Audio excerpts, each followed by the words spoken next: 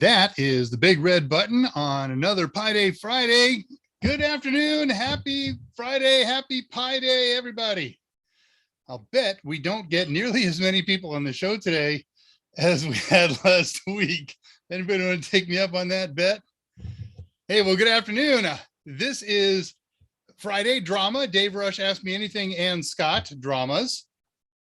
And we've come together for another Friday afternoon to talk about the Raspberry Pi and how it can be used as a tool to aid in our studies of various types for those of us who are locked down at home or wherever you're locked down during these days of COVID. And it's a terrible crisis of a thing, but there we are. So we try to do oftentimes projects with Raspberry Pis that are very directly associated with specific objectives of various CompTIA courses and exams and things like that. Sometimes we go a little far afield.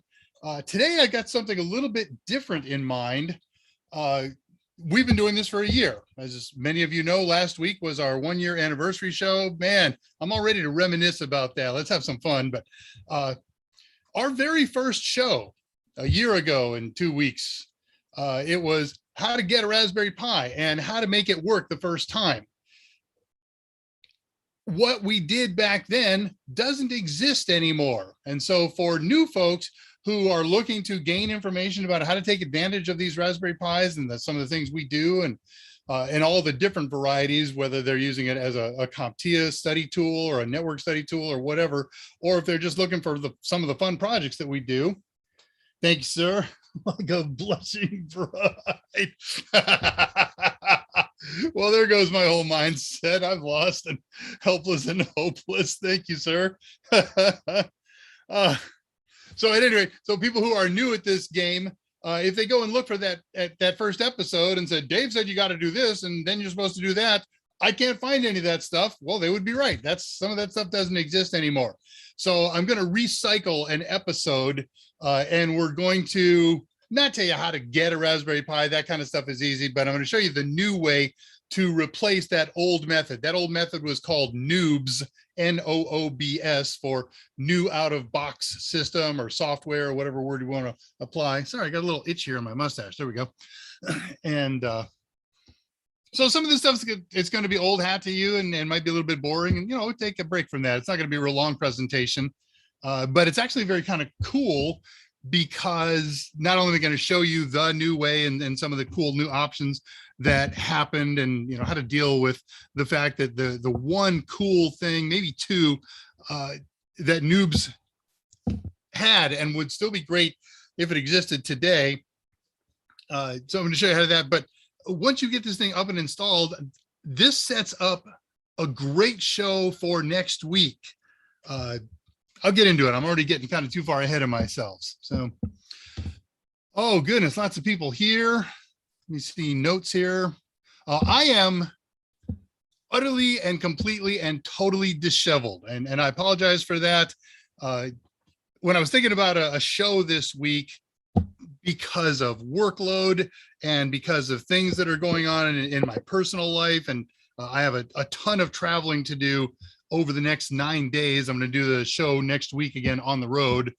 And I have a project going on. I've literally 3 projects going on right now that are all time critical. And this is the most important one, but if the phone rings, I got to get it. And a couple other things that are happening now simultaneously. So I apologize if I get a little bit, yeah, there we go. See, I got a project going there. I can ready to hit the continue button. I was starting to think that wasn't going to happen. I'll tell you this one. Why not? Here comes a boring story. So I'm going to take one of our vehicles. All of our vehicles have full, can you call them stereos anymore, or radios? These are, big screen devices that have built-in GPSs and maps and everything like that.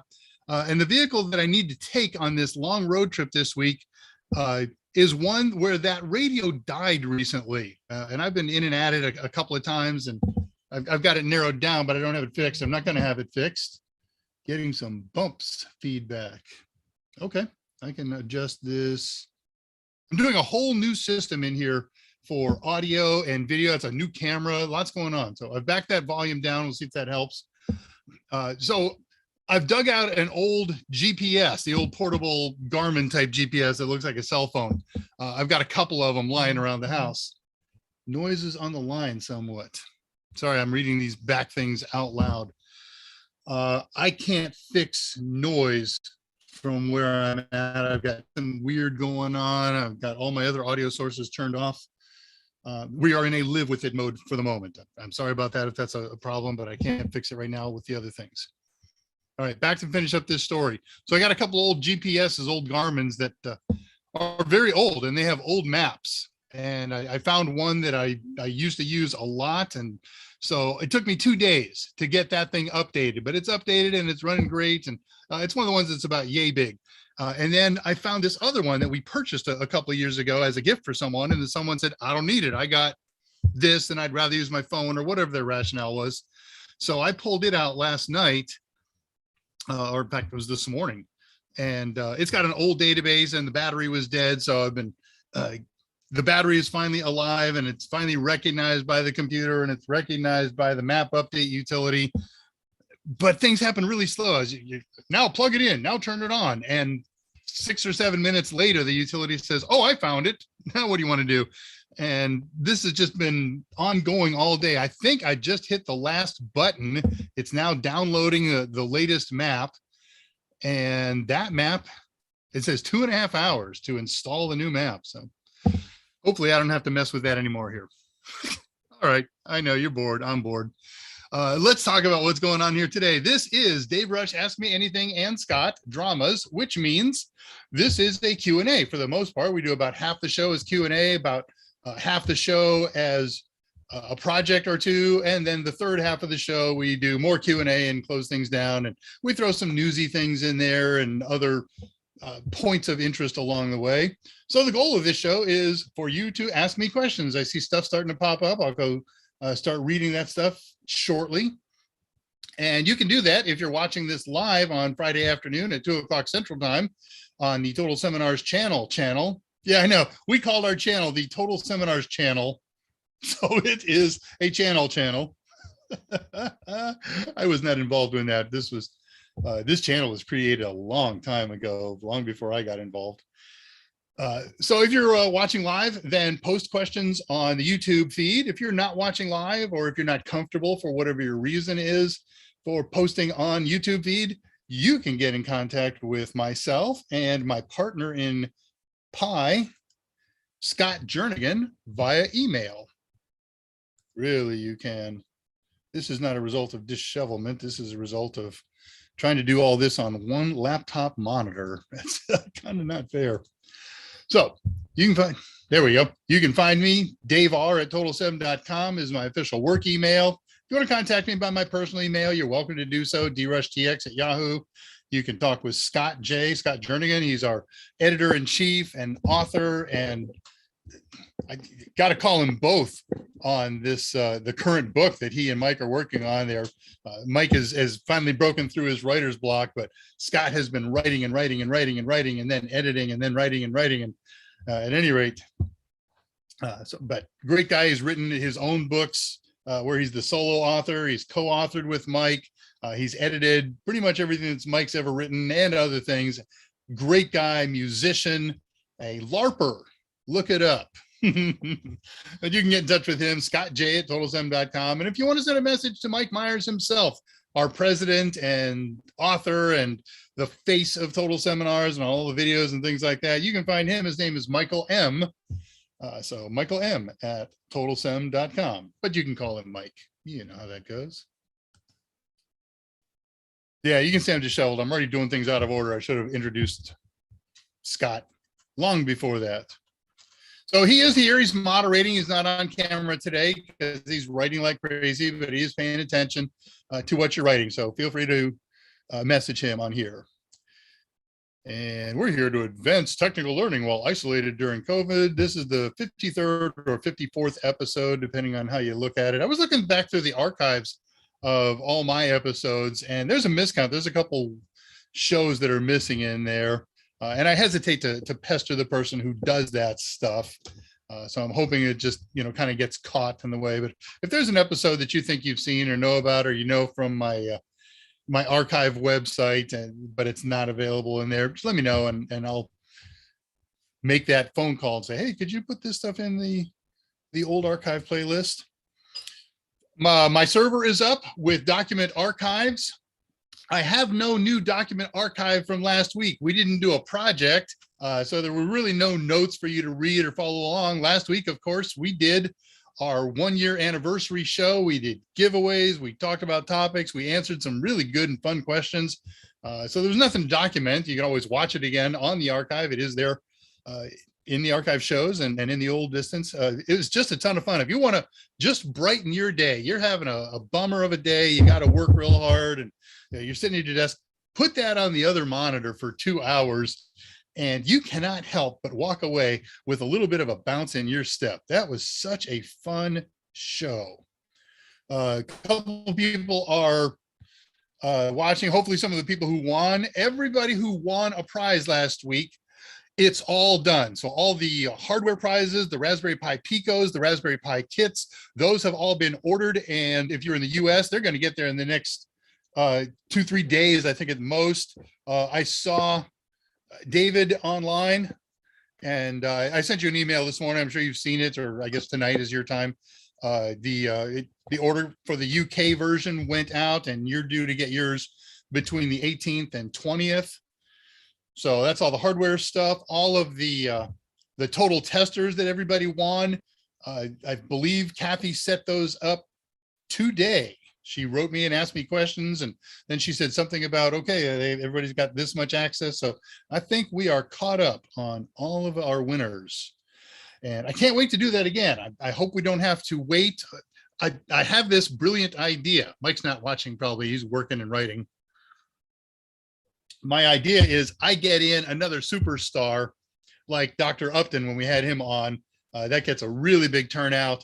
And if I can do that like in 6 months, they let me give away prizes for those big turnouts. So I'm going to see if I have a superstar in mind. I've written this person once. I wrote their staff because I don't have their direct email, and I was ignored. But I got a feeling it just got lost in the shuffle, and I will be a little more direct and maybe make a phone call or two this time. And but we get this person on, I am going to be walking on cloud 9 for 6 months. We have specials. We have specials. They disappeared for a few months. They're back. Kathy has worked out all of the kinks for the reasons that we couldn't offer specials. And so the AMA special this week, Scott, if you would post that, and I'll put the slide up for it. Specials, links, weekly special. There it is. And then we can read it together. If you didn't win a total tester last week or whatever other software prizes we were giving away, it's not that much more expensive to purchase them, especially when you do them with the discounts that we've got right now. So this week's special 50% off bundles that include an ebook and a total tester. And we have those bundles available for A+, Net+, Sec+, Cybersecurity Analyst Plus, CYSA, Penetration Test Plus, Pen Test Plus, and AWS Systems Architecture. It's not Advocate, Associate, I think. Those are all available. Head over to totalsem.com, pick them up, put them in your basket, and then apply the code PISA09, PISA09, when you check out, and you will get those bundles for 50% off, which is just an unbelievable price. I mentioned this last week. I had a long talk with sales and marketing department last Thursday, and they told me that on reviewing our current prices, they are appalled. We should be charging more. And of course, for the very low prices that they are, when you get them at 50%, there's literally no money to be made there. But it's a nice thing that we like to do only for you guys who come and watch this show during these weeks, my show and Mike's show. So react quickly when you see these discounts, because prices will be going up in what department described to me as fairly quick order. Yes, Scott, I have permission to say that. I have been told specifically that I can tell them. Scott's very cautious about what I expose behind the scenes, and rightly so. You know what? I need a system in here that I can watch my audio volume on graphic and determine when I'm peaking and something. I'm looking at the electronics here. There's no peaking. Thank you, Scott. And Scott has posted the specials at 2:13 on the time stamping. All right, that's enough of stuff for my notes. Let's see who's here and what they're doing, what they're asking, what they're saying. Sunny and Mango, first one in today. Friday couldn't take any longer to come. Ready for pie from yesterday. Okay. Me too. It's not an exciting project today, but it's an important one.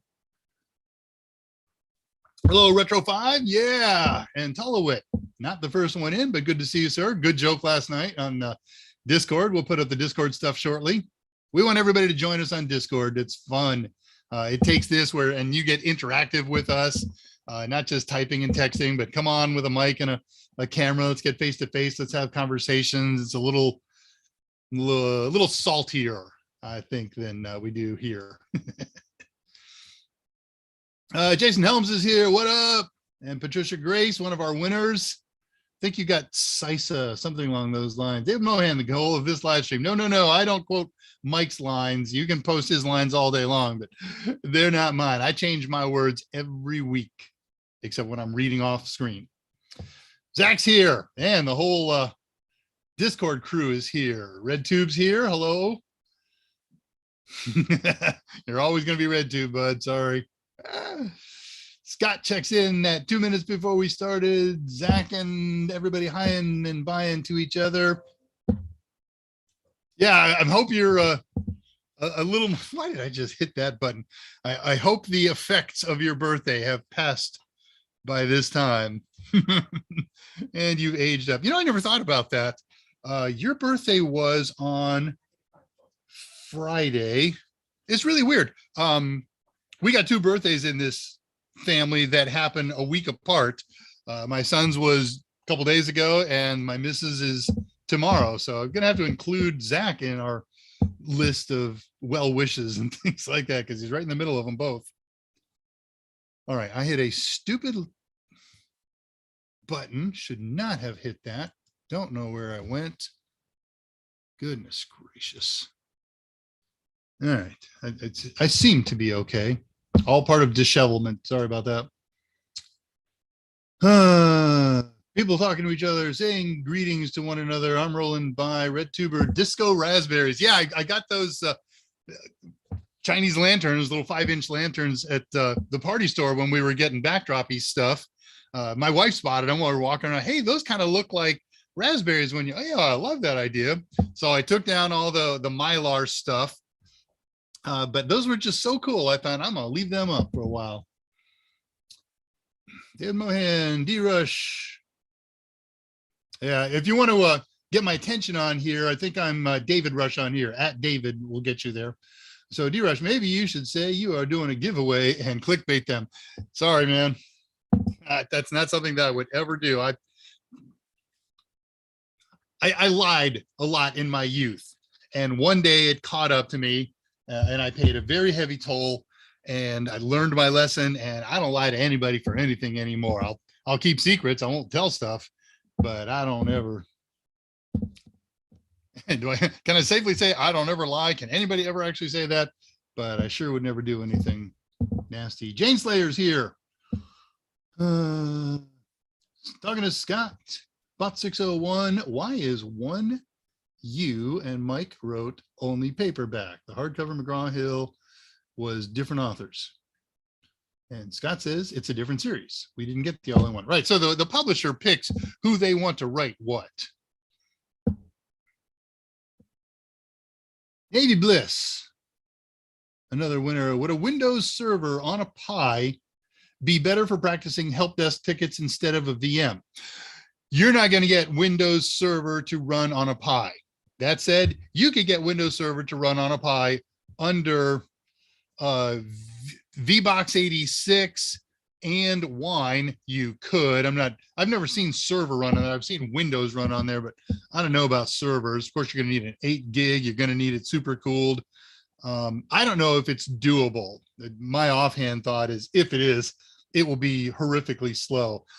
I think if you're going to play Windows, unless you're going to do something like some of the experiments that we've done, play a particular Windows-based game, I don't think it would be a very effective solution. Now, I'll look this up when we're done with the show and see how wrong I am and deal with it. But my offhand feeling is do Windows Server in a VM on a PC running Windows.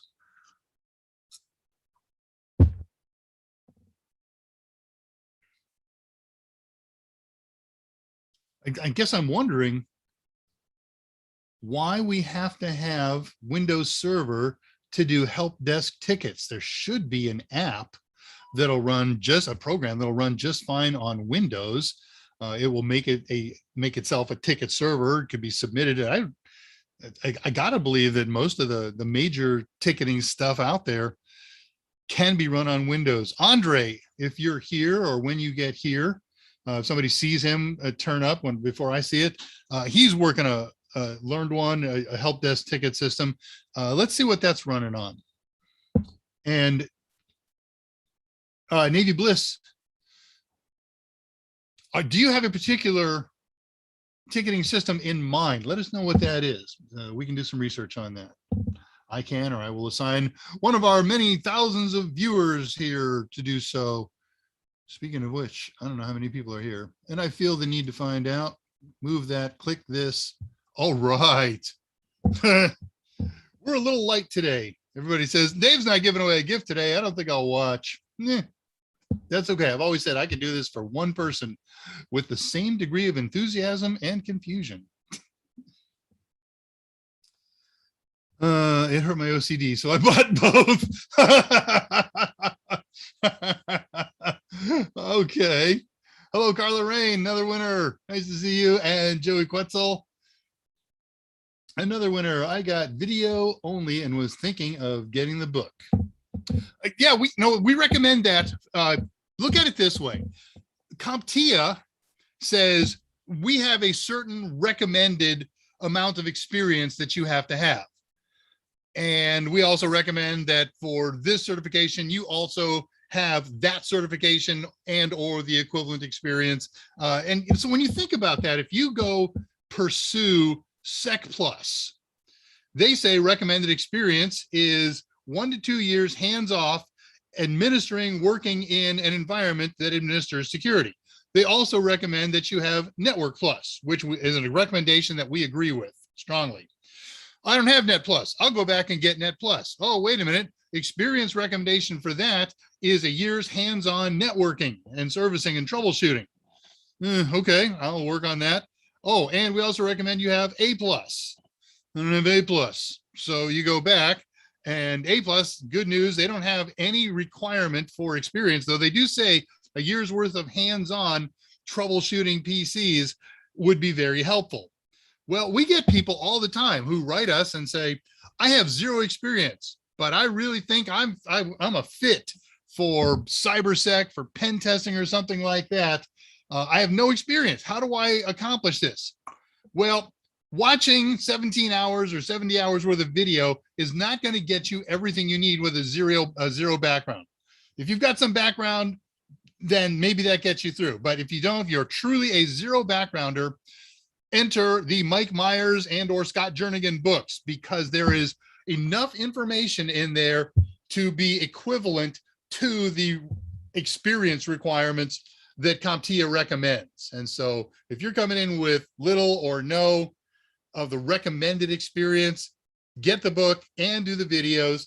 And then when you think you're ready to test, get one of the practice tests. Try the cheap ones on Udemy, buy the full priced one, or better yet, get one of the discounted bundles that we're pushing here in our specials. And you take a practice test, and that'll give you an idea of what areas you're strong on and what areas need a little bit more study. You know Mike's mantra, you need 3 things in order to prep for the test. You need good videos, you need a good book, and you need practice tests. I have become a disciple and believer of those things.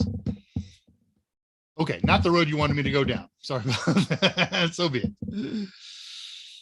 Reading questions, passing 209, blushing from kind words. You deserve them all, Scott. You know, Scott plays the mandolin. I know you guys know he plays a handful of instruments, but he's got some less than common ones. He's got a, thank you, a dulcet, a dulcet. Help me out, Scott. The 4-string mountain. I just can't come up with the word today. Honest to gosh, it's tea. Anyways, that and mandolins and octave mandolins, similar to a bouzouki. Plus he drums, of course, on Middle Eastern drums. And it's got some keyboard time in there. It's a dulcimer. I was coming up with dulcet all week. Thank you, Scott. That's a good story. Next time Scott gets on camera, somebody ask him everything he has to say about his mountain dulcimer. It's gorgeous. I got to tell you that it's wonderful, and it's so fun to pluck on. I certainly don't play it by any stretch, but he's let me poke around with it, and it's just a ton of fun. Discord crew representing, you bet. Is at 2:17. How we doing here? I'm about 9 minutes. That's good. I'm okay. Andrew's here. Had to call out of work. Oh yeah, just so you could make the pie thing. Oh, migraine. Sorry about that, bud. It is Friday the 13th. I was going to mention that. You beat me to the punch. So, yep, I hope you're not a triskaidekaphobe, which I have learned just today that having a fear of Friday the 13th is not triskaidekaphobia. Fryga triskaidekaphobia is fear of Friday the 13th. Triskaidekaphobia is just fear of the number 13. So add that to your lexicon for future. I'm going to. I love that kind of trivia stuff. Andrew wasn't trying to deal with. Everything's good, Michael. Scott, if he's not aware, would you pass that along? Wasn't trying to deal with customers with that going on. Yeah, absolutely not. But No Man's Sky cures all. Don't need the lights and sounds. What's a little epilepsy between friends?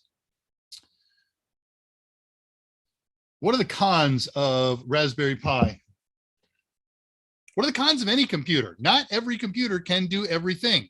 So the cons of a Ras Pi are specific to what you want to do if it's got the capabilities to do it. It's not the fastest computer in the world. You're not going to game Crisis on it.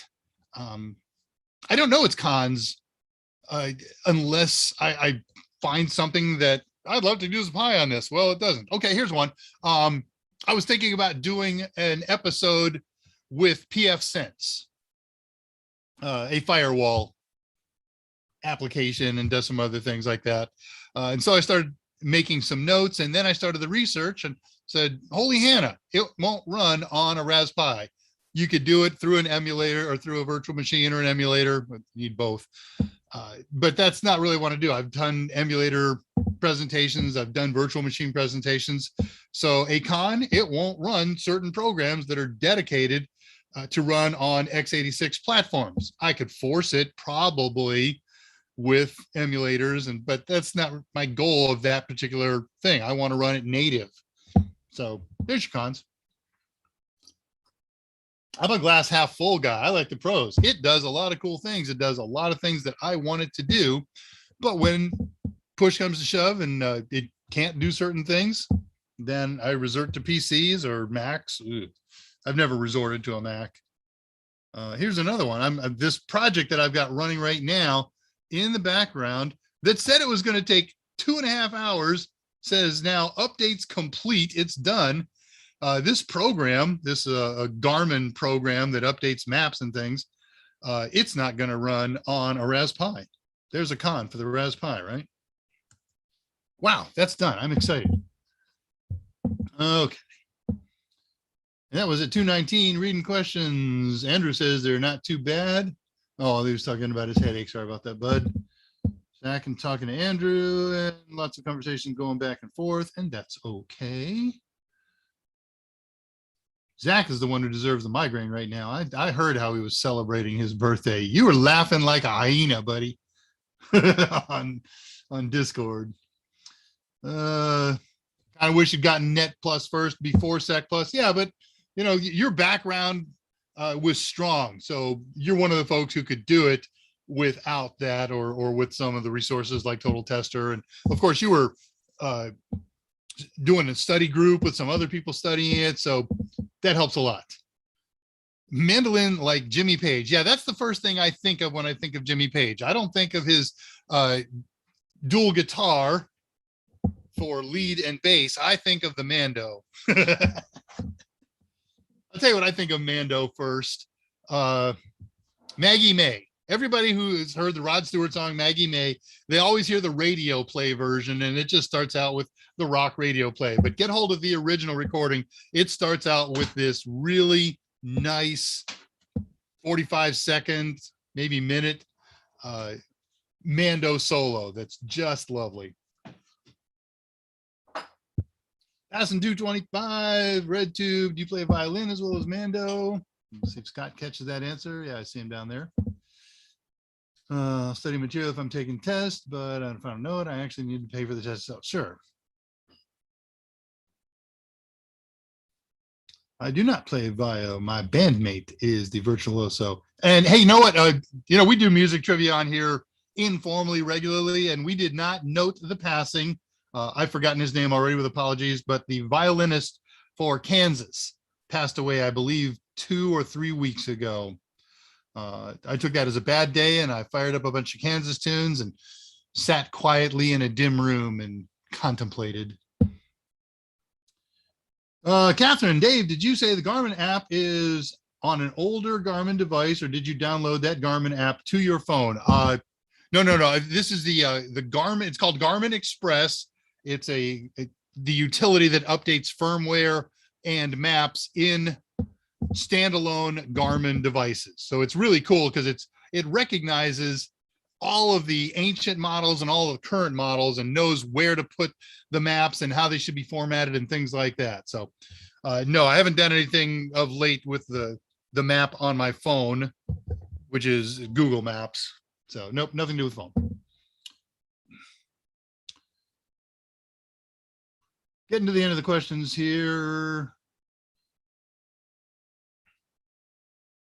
Yeah, I use the word Garmin app. It's like, you know, programs in PCs are beginning to shift names and be called apps.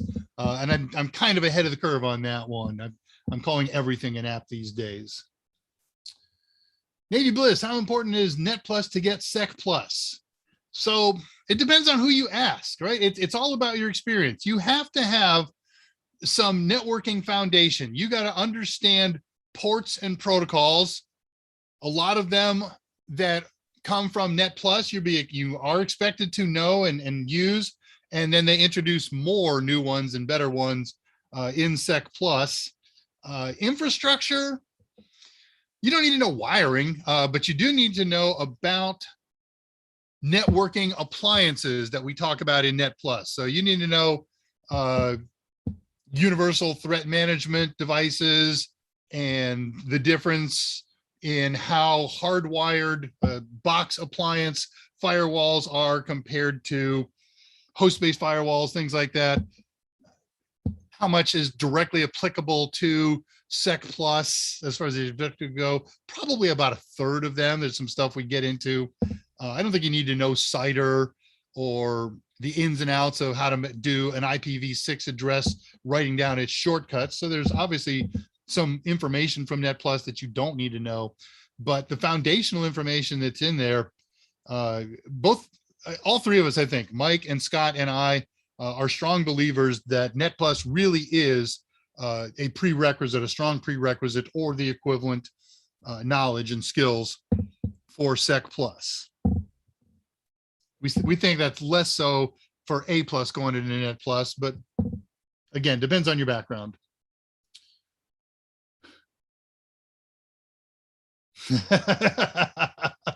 I'm reading Tullywood content comments at 2:31. Carla's talking to Scott at 2:31. Hey, Dave at 2:31. Andrew Hutz, what do you think of Apple scanning the iCloud photos? I am horrified. I am all in favor of catching people doing the terrible things that Apple says they are doing, the rationale for doing this. But I don't see where any company gets the right, they are claiming the right to scan my data because it might have something illegal, right? I mean, bottom line, and horrible, but they're not the cops. Where do they get off? So no, I could do a mic rant here for 20 minutes, but I think I'm making myself clear. Absolutely horrified that somebody should take that right for their own. That's just wrong. Wrong. Zach, in regards to ticketing system, ticket systems we use is called Cherwell, and it's just an app. Okay. So that's something you might be able to run on a Raspberry Pi with just VBox 86 and wine. Jason Helms talking to Andrew. Same topic. David Mohan at 232. In what applications scenarios does Arduino come into play? Arduino is a microcontroller. It is a little circuit board, kind of looks like this little circuit board and about same size. And it's used when I don't need the full, you've asked this before, I've answered this before, but I'll answer it again, happy to.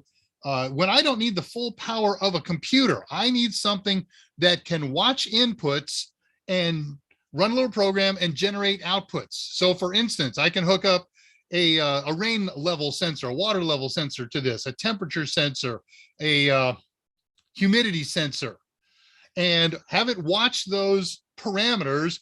And when they achieve preset levels or the value of a preset formula, if the humidity is this high and the temperature is this low and the rain gauge is this much, turn on these water sprinklers, open up these windows, turn the servos on to use these things. They're more sophisticated than that. They have more computing power than they have in the past. They can run displays. They can connect to other input output devices. I just saw today an article on hooking up a Wi-Fi dongle to the competitor to Arduino, the RPi 2040, the Raspberry Pi Pico. So it's when I don't need the power of a full computer, when I want to spend $4 instead of $35. That's not a good one to grab. Oh, but hey, that helps me out with another problem. I had something hidden under there that I was looking for today. Okay, so I don't want to spend $35 on a Raspberry Pi and another $10 on a case and another couple of bucks, 5, 10, 15 bucks on a micro SD card so that I can turn on some lights with a motion sensor so I can run a simple camera. I'd rather spend $4. I don't need a case for this, though that is helpful.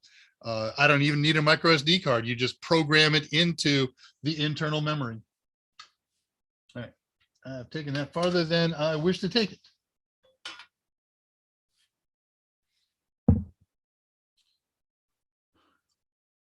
What is this? 232. A conversation, RedTube. Dave Rush, what do you feel is the most useful thing you've done with a Raspberry Pi? Long-term, two things. One, my Pi hole. Worship my Pi hole. I don't get ads. Between that and my current favorite browser, which I've been using for 2 years now, Brave, I don't get ads. I just don't get ads. It's nice. Obviously, extremely rare exceptions, but that. And then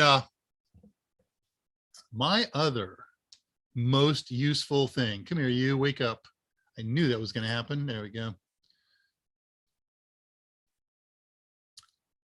I love fascinating this thing. There we go. So this is a Volumio audio streamer that I've installed on a Pi, and I've got it on a Pi with the touchscreen. I've told you guys for a while that I was going to integrate it into my system. Last weekend, staying up late, I didn't actually have anything to do, but I was too tired to go to sleep. So I started that integration process. It's one of those things that, you know, you can see in your head and it should take 5 minutes, and it took a couple hours because I had to go get mixers and change microphones and Well, man, the level settings were a real challenge. I do not dispute it. I merely state that it is wrong. So I have tens of thousands of sounds and music programmed into this thing. I've taken it on the road with me just as a music box. I've taken it on DJ events with me to play zings. It's not a zing, but stingers, to play stingers between music. You're listening to Dave in the Dark. Dave in the Dark at the controls. What do you want to hear today? And all kinds of other goodies. And I have these things. I don't have them well documented yet. So I'll click on it. I have access. That I've had for a long time, but I'm not sure what it's saying. I don't have it set up so that I can hear it while I'm playing them. This is a folder full of, actually it's a mix. I thought this was all Red Dwarf stuff, but there, Dave's not here. So it is just cool. Those are my two most useful things that are always running in here. I also have eternally running my 5 pi cluster. I got that running back up at 5 again. And I'm always experimenting with that. What happens if I try to multi-process 5 different pieces of a Python program on here? I'm kind of envisioning a course in multitasking, clustering, brambling. And so I'm doing a lot of play with that. Hope that helps. 2:32. How am I doing on time here? It's 41. Okay, still 9 minutes back, and that's all right. I just super scrolled. Sorry, there we go. Yes, sad that he died, but thank you for the really low-hanging dust in the wind. Shoot. I should have had the song name in my head ready to go. Lack of sleep and dishevelment. And Wayward Son. I was going to do a Wayward Son pun, but too late. I heard about the event, haven't read in depth. Carla is talking to Scott. Pisa 9 worked for me just now. Outstanding, Carla. Glad you got it. And that's only for the bundles today. Right. So the ebook and the practice test bundle for all those courses that we have listed. Robbie Steinhardt got the pearly gates. They weren't going to let him in. Then St. Peter arrived and said, Karen, where you did the Wayward Fun. Holding that finger down. I really am. But if we were on Discord. Yeah, 235. Andrew says, so Apple announced the plan to scan. Oh, you're filling in everybody else on what the scan is. And we are in agreement. Right, because we've also been in similar agreement about third-party repair. And there were, those of you who are interested in the third-party repair issue, Supreme Court just handed down a partial ruling about a situation that involves that and McDonald's and their ice cream makers. Look it up. It's fascinating. That's one where I should play fascinating, huh? Other people have, is it a good idea to study Net Plus but skip the cert? Sure, you don't need the certification. You need the information. The only time you need that information or that certification is if it's important to you for your ego, you want to hang it up on the wall, or if it's necessary from an employer. If you go into an employer holding a Sec Plus certificate, they say, oh, well, CompTIA says recommended experience Net Plus in order to pass this thing. Before taking, they actually say before taking the exam, you should have achieved Network Plus. So if you've achieved, so if you've achieved Sec Plus, the implication is that you have achieved or have equivalent experience to Net Plus. So no, you don't have to take it as long as you learn it. I said something like this last week. I don't have any certificates right now because I either let them expire or I purposely fail them for reasons that matter to total seminars. We have to take tests, and if you pass one, you can't take it again. So I have all the requisite experience, and I have no fear going into an employer as a prospective employee, without telling Mike or Scott or any of the other higher ups, and tell them, look, I don't have a Security Plus, but I can teach it. And I could pass the test if you make me pass it today, but I want to get the job before I call Total Seminars and say, I'm leaving now. And I'm not. I love this place. I felt that I knew 3/4 of the info, said RedTube, Bisect Plus. Okay. Durbuster is the devil and I hate it as a tool. All right. We're using a non-static Dust Buster. Intercommunications, that's what I want to do. It's annoying. Errors every 2 seconds, works badly. I got to be getting near the end here because lots of gaps in time. And then a few more things from the thing. Go Buster W, okay. I don't remember what I said to earn my geek title, but I accept it happily. The mantle of geekdom. Yeah. No, he's not here. Kevin Lopez is an occasional here. He's gotten work recently, and so he's not on with us as much, but he posted something on Discord the other day.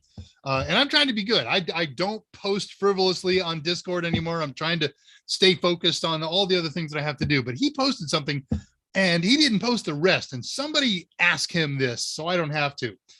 In his new job, he said he was able to teach his boss, the person training him, whatever title he used, a new command, a command that that guy had not known. And I was just champing at the bit to find out what command he taught this trainer that the trainer didn't know. So somebody find that out, right? Thank you. David Mohan, 241. What would be the best thing to use Raspberry Pi on being new to it? I don't have an answer for that. It's what you're interested in, right? If you want to do coding, there's lots of code platforms on there. If you want to learn electronics and make LEDs blink, if you want to code HTML or PHP, there's a million things. I'm going to recommend you look through the playlist archive here on the Total Seminars channel and take a look at the titles of all the things that I've done. Google, use your favorite online search engine and say Raspberry Pi project and see if you can spot something that you're interested in. I have 3 different Reddits that I have tabs open all the time on, Raspberry Pi project, and Raspberry Pi Pico, and I get a lot of ideas from those. So I don't have the answer. It's a personal thing and it's a subjective thing. Okay, I'm looking at the last page here. Might go for OSCP next. Okay, that would be cool. Low hanging fruit is the sweetest. Yeah, sometimes it gets so low you got to pick it up off the ground.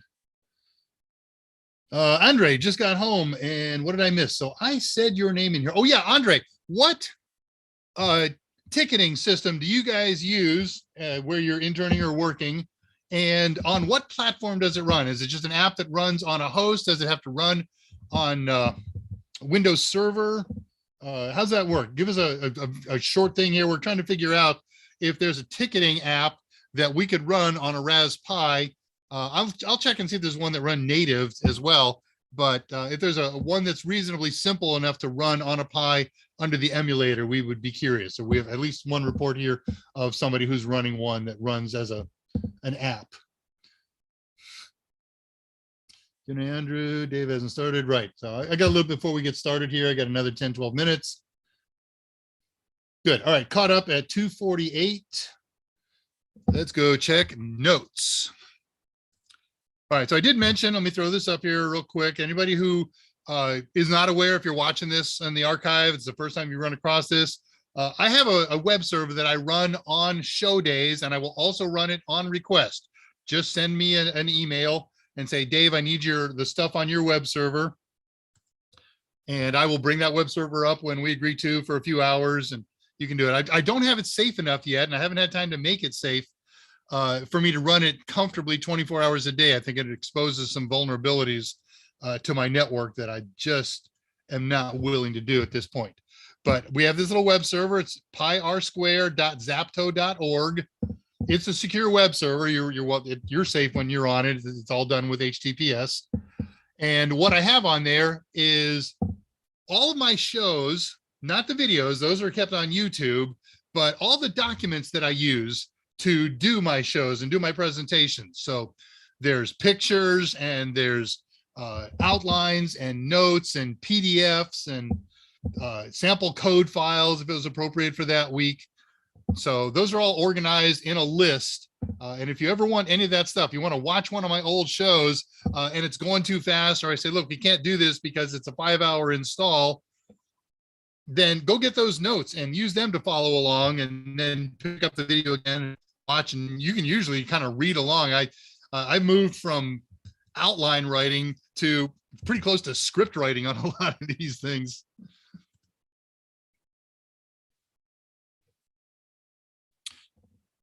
Okay, so let me see. I talked about what we're going to do today. We're going to talk about how to install Raspberry Pi OS the modern way. Noobs was the old way. We were still just barely doing Noobs about a year ago, and the world has changed 2 or 3 times. So today's presentation, started in about 10 minutes or so, shows the new way. I'm going to talk about a whole bunch of pieces of that. It's a really simple thing to do if you get the mindset that says, this is the way I always do it because this works for my environment.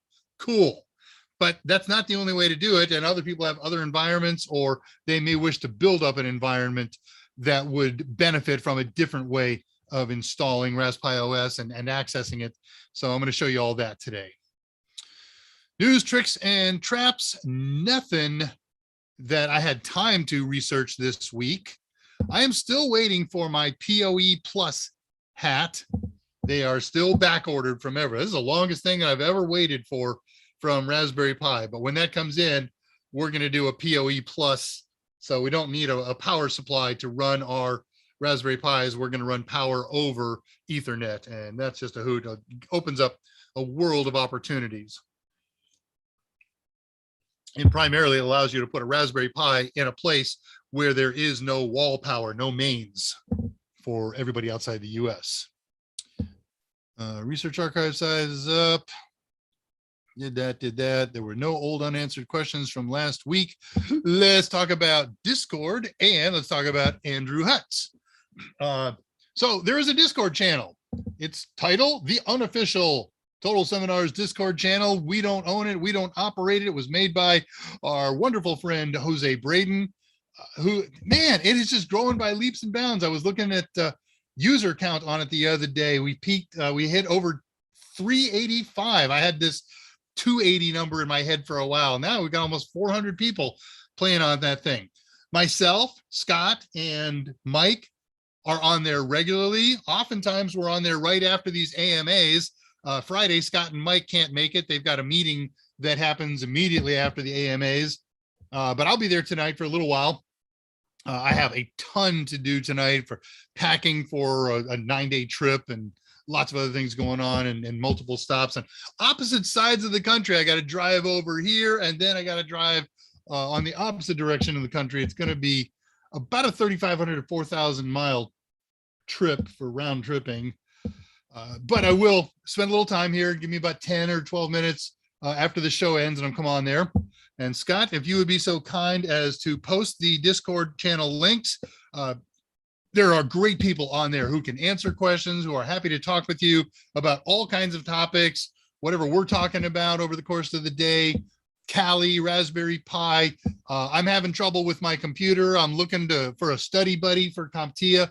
There's zillions of things going on there. And if you post something, you're going to get a response. Might be a question that digs deeper, but you're going to get some information.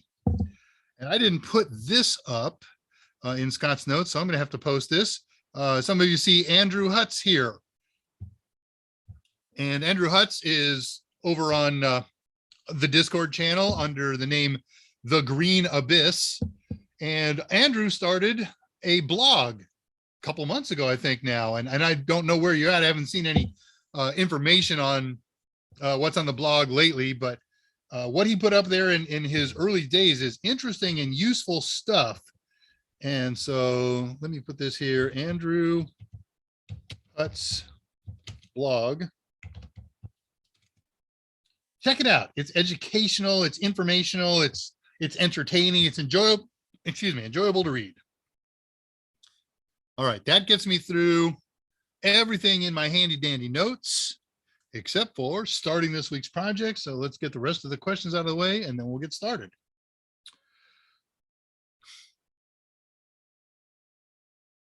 Sorry, gotta.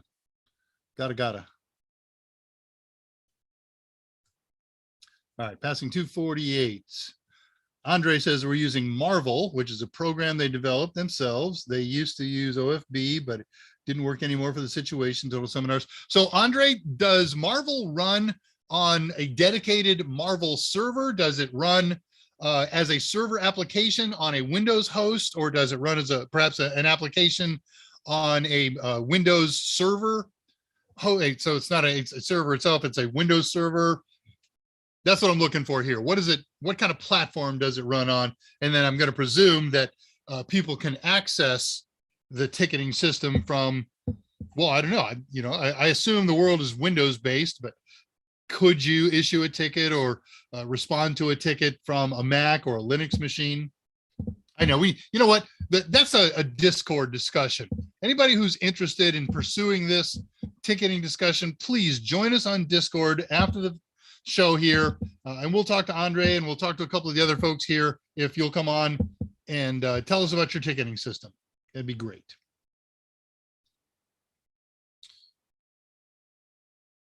Navy Bliss, does the Noob installation have disadvantages? Yes, it doesn't exist anymore.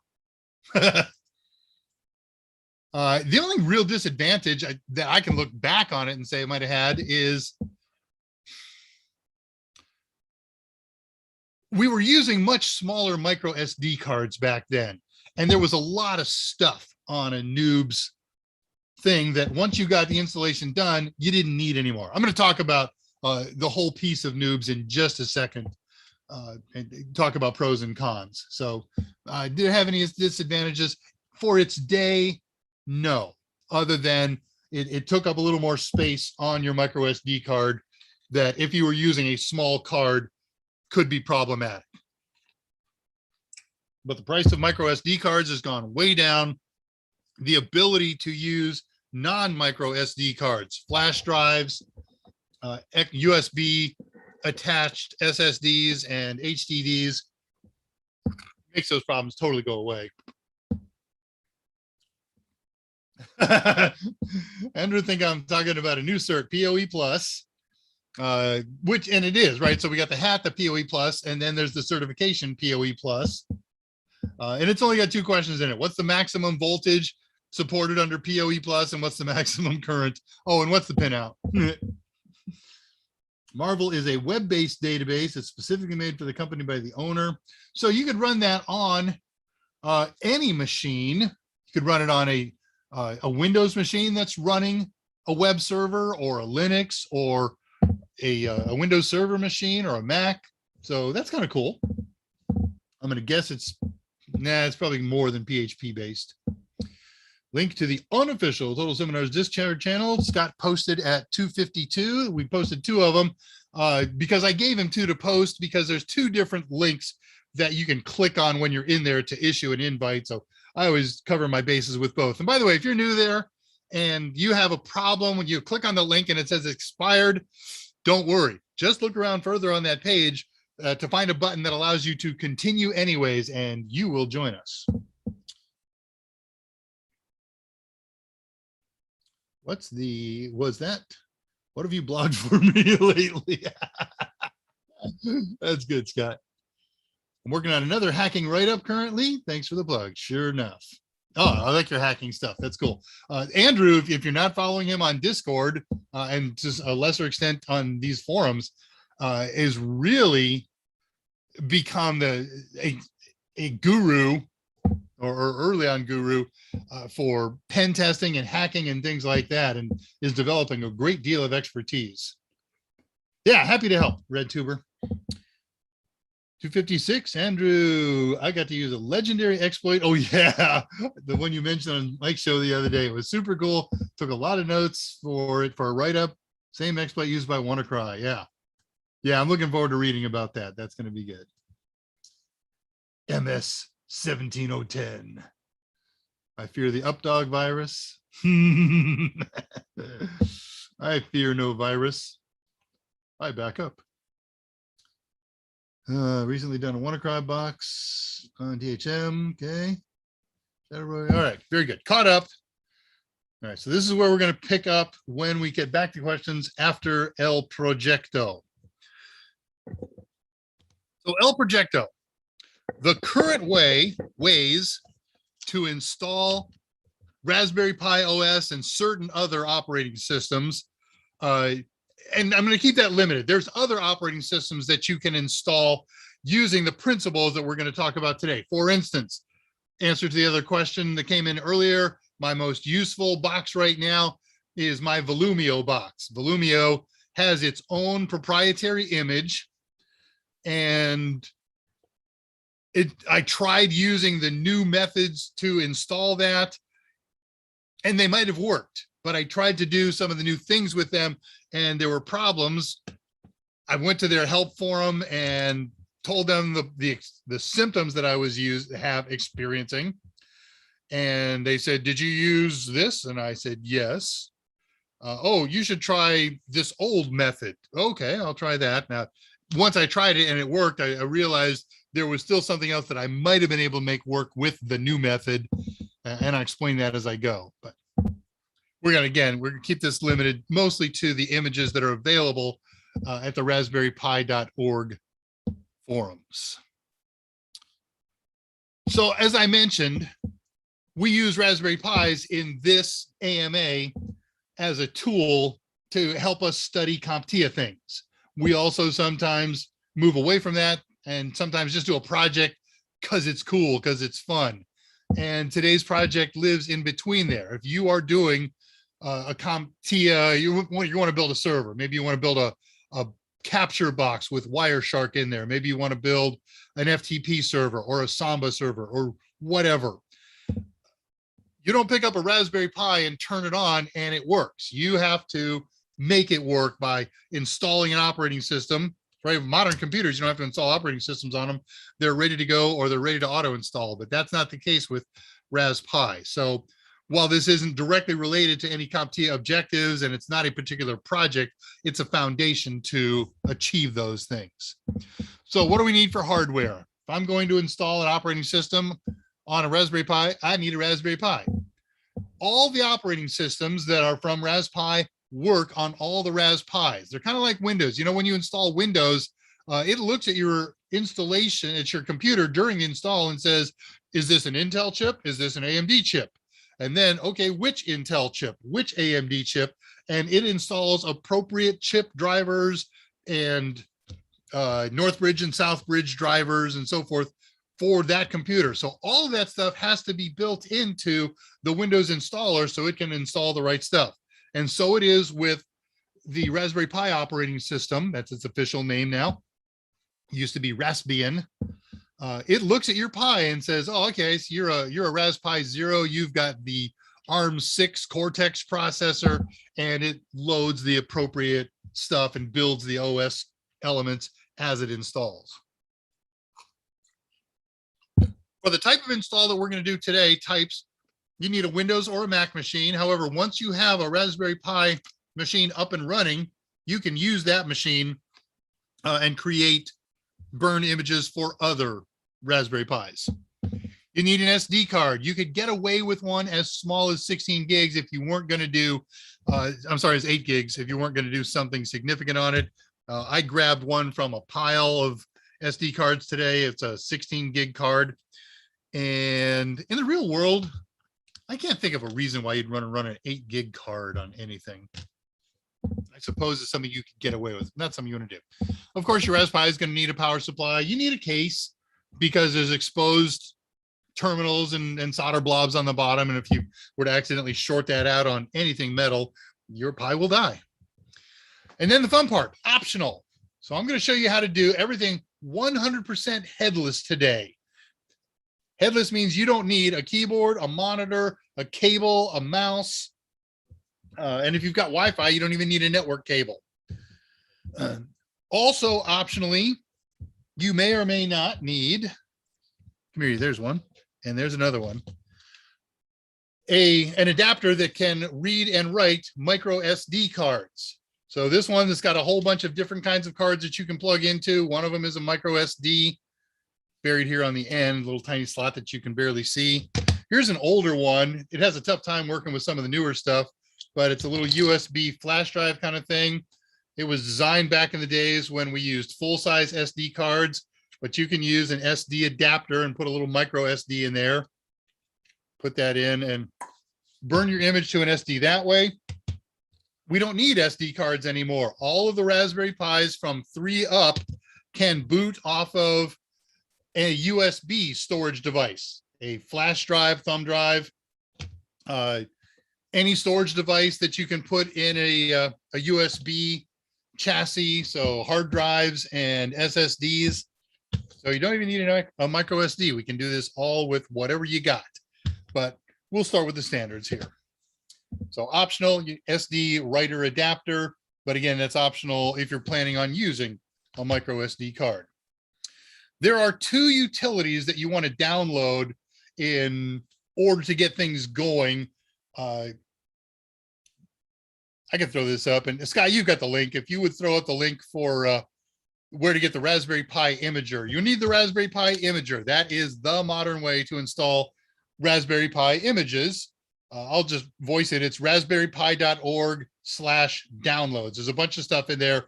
At the bottom of the page is the imager. It works on Windows, works in Linux. I don't know about Macs. I think I've looked at that before and found out no Mac. And then maybe you need this. It's always good to have. You need an IP address scanner. If you've installed Nmap on a Windows machine, thank you. Posted image link at the current time, 306. You could use Nmap. You could use, and this is on any computer in your network. This will work. You could use Mike's favorite Angry IP scanner. Scott, if you would post the link for the advanced IP scanner. That's my favorite, and that's what I'm going to show you today. But there's lots of other IP scan utilities. And the reason we're doing this is once you get your Pi up installed, it should have a name. And if you have a standard setup local area network, you may be able to get to it. Thank you. Scanner link is posted. You may be able to get to it by name with utilities. But some networks and some versions of NetBIOS and some versions of Hello are a little flaky. And if that's the case, you've got to find out the IP address of your Raspberry Pi. And if you're going headless, you don't have a keyboard or a monitor on it, then we're going to have to do a scan and watch it respond and find out what its IP address is. And I'll show you how that goes. It's quick and easy and painless. Later, if you're going to do totally headless, you're going and you want to go graphical, then you will need a graphical viewer for VNC. There's a built-in real VNC server that's part of the Raspberry Pi operating system. It's real VNC. There's other VNC projects out there. And I'm going to post a link here. This is the place to get the real VNC viewer. And I'm going to show you why I'm posting this. Let me entertain you. VNC viewer. Oh, okay. I had that link for you. Sorry, we both posted it. I apologize. VNC. Okay. I'll do it this way. Let me share this screen with you.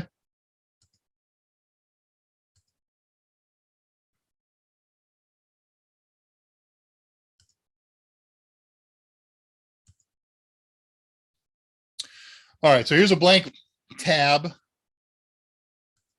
So I'm just going to go to realvnc.com.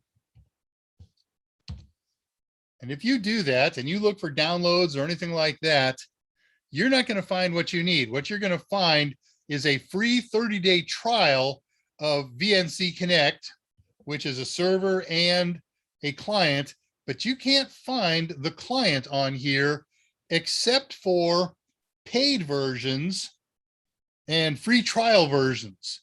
So you got to go to the link that I just posted for you and that Scott just posted for you. So it's RealVNC, whack in, whack connect, download, whack viewer. And when you're on this page, it detected that I'm running a Windows machine. Is that the viewer that you want? Yeah. Or maybe you just want a Raspberry Pi version of the viewer. You'll download it on here and you'll copy it over to there later, whatever. So you pick what you want here, and then you click download viewer. These are free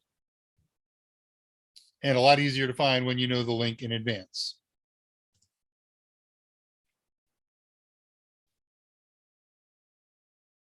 Sorry, got to get back to my page. There we go.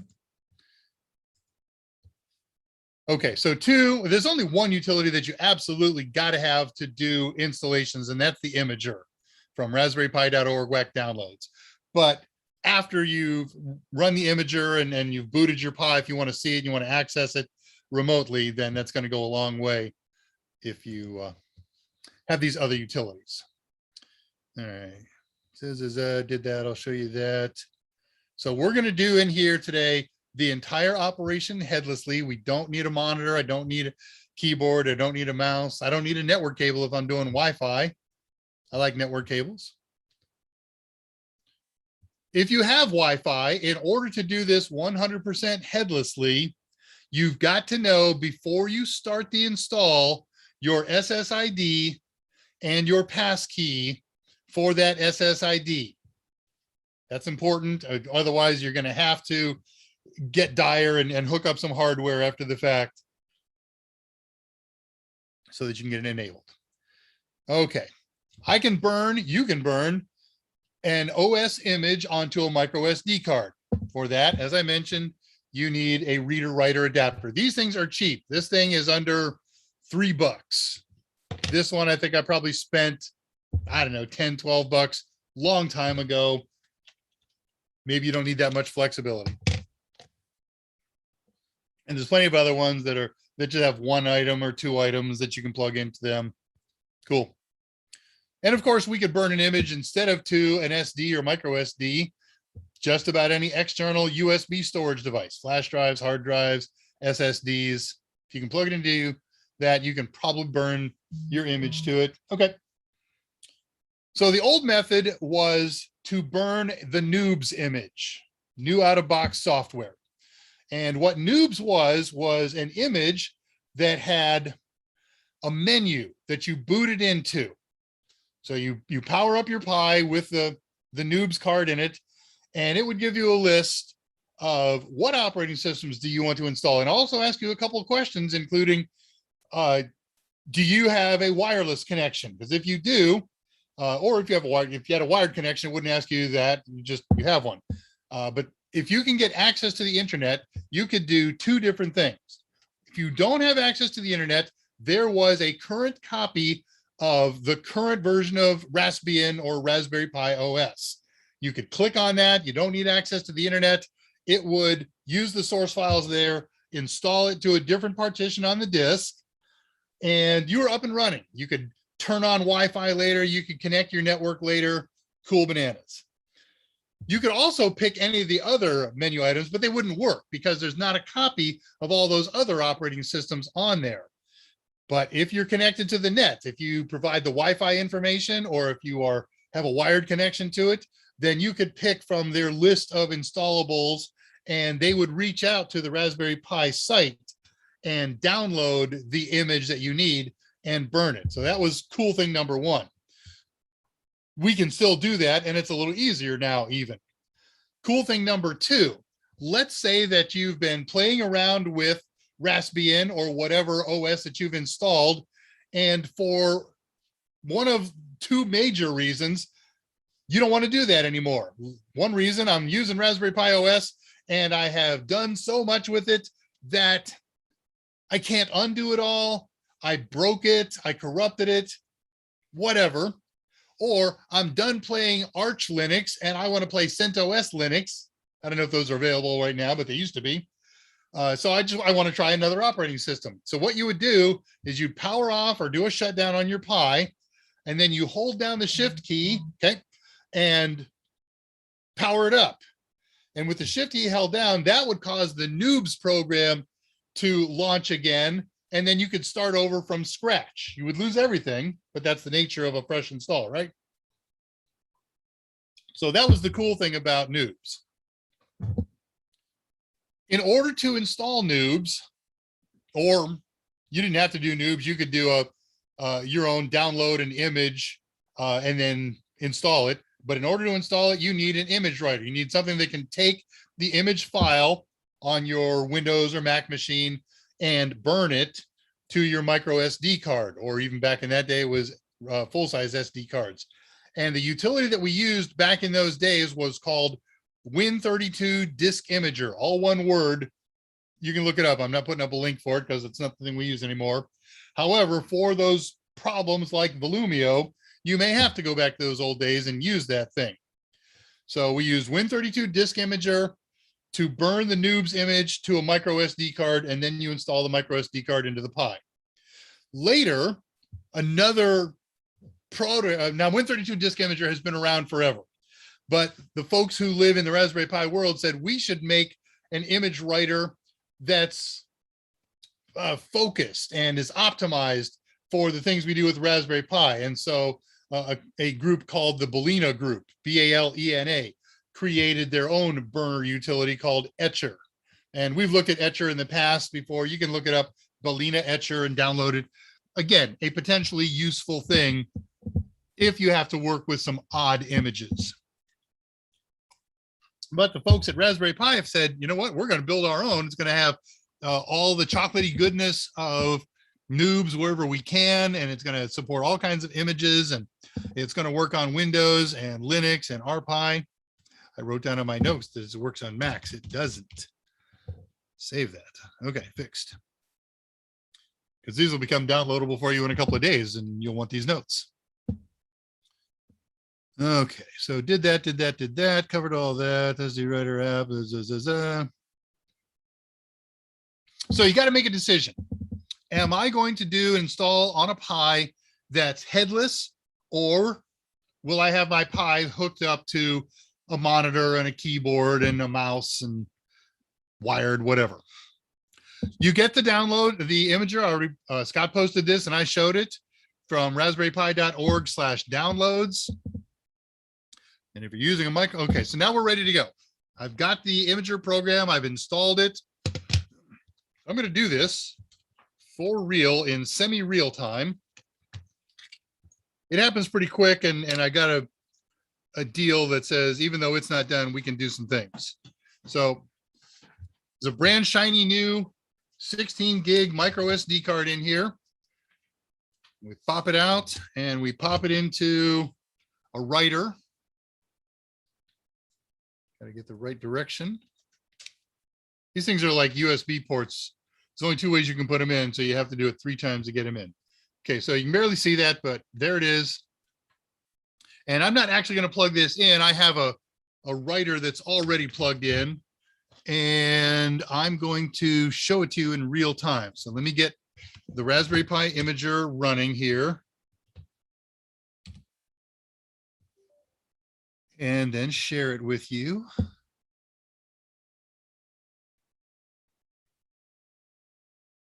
For a minute, I thought it wasn't going to come up because that Garmin thing I had running, but it's coming up. So share screen. There's the imager. Share. Okay, so if I look at choose storage right now, there's nothing because I don't have this micro SD card plugged into a reader. I gotta stand up. Please stand up. Please stand up. That'd be a cool sound to have in my audio streamer. There we go. Okay, blink, blink, blink. Wink, wink, wink. Here comes the junk. All right, so fresh card, it opened File Explorer. I saw there was no files on there. So it'll now be a selectable option here when we get there. So we start with choose an OS, and here's what's kind of cool. It presumes that most people are going to use Raspberry Pi OS, so they put that up first. And here's some other Raspberry Pi OSs that you could pick from. Raspberry Pi OS Lite or Full. That Full one is the same one as this one. There's some general purpose operating systems, Ubuntu, Manjaro, it's another flavor of Linux, and RISC. You get the idea. And none of these are on the card, of course. None of them are in the imager. These are all stored in various places that the imager knows about, mostly in on the Raspberry Pi org site. But for instance, that Ubuntu one, he'll send us, he'll get the image from the actual Ubuntu site. So here's the media player. This is OpenELEC with a pre-installed version of Kodi is on there. And if you want, you could have downloaded an image from Raspberry Pi or wherever else and saved it here locally as an image file. Note that it likes .img. And then you would simply use this and browse for the image files. It understands zips as well. It says it does. I've had issues with that.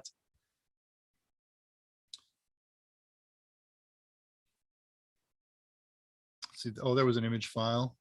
Okay, so there was my cluster template IMG. I could pick that, and that would be burnable. I'm not going to, though. I'm going to install Raspberry Pi OS because I want you to see how fast this happens. That's kind of cool. So we'll pick Raspberry Pi OS. There's our selected OS. Now we'll pick, where do you want to burn this to?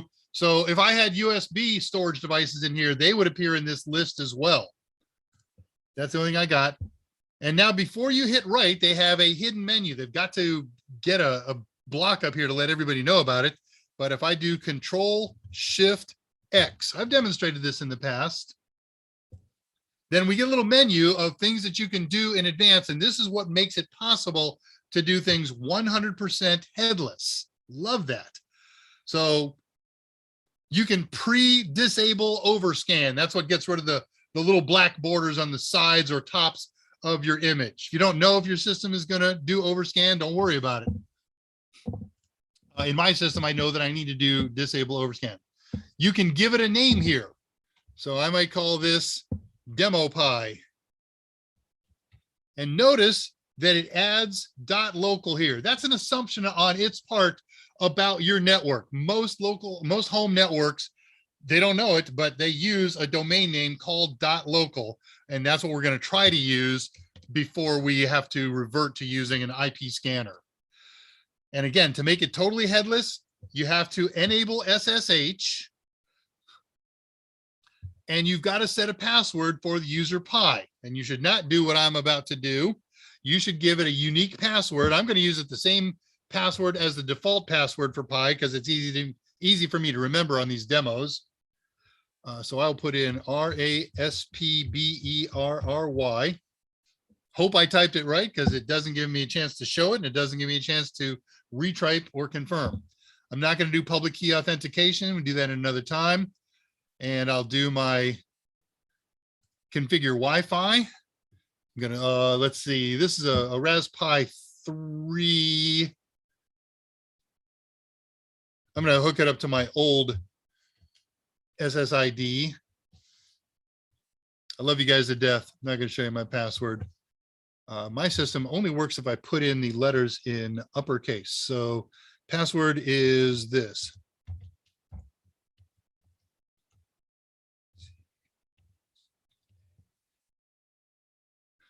Set your Wi-Fi country.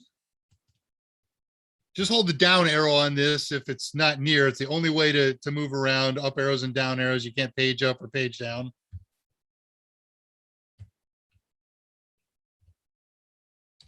So I think I'm in the US. Give yourself a time zone. Whoops, got to set this. And I'm in the America Chicago time zone already, but you can pick your favorite time zone out of here. And my keyboard's a US keyboard. Skip the first run wizard. If you do that, you will have a partition on your device that's this big, even though your device may be this big. So don't skip the first run wizard. Now, these are values that you have to set every time you use this, or you can use the defaults.